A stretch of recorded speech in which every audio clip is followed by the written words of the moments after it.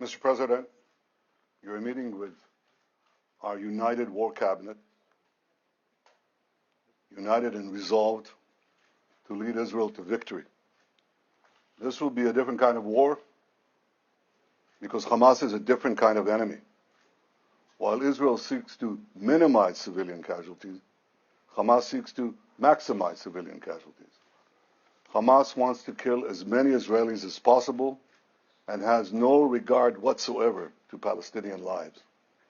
Every day, they perpetrate a double war crime, targeting our civilians while hiding behind their civilians, embedding themselves in the civilian population and using them as human shields. We've seen the cost of this terrible double war crime against humanity that Hamas is perpetrating in the last 11 days. As Israel legitimately targets terrorists, civilians are unfortunately harmed. Hamas is responsible and should be held accountable for all civilian casualties.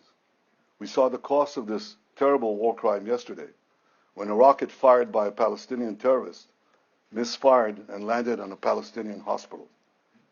The entire world was rightfully outraged, but this outrage should be directed not in Israel, but at the terrorists. As we proceed in this war, Israel will do everything it can to keep civilians out of harm's way. We have asked them and will continue to ask them to move to safer areas.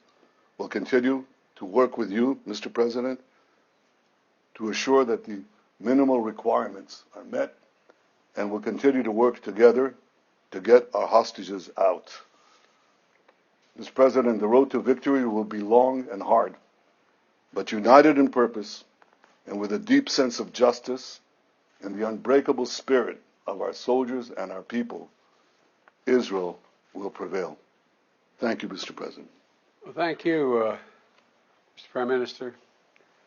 In the wake of Hamas's appalling terrorist assault, it was brutal, inhumane, almost beyond belief what they did.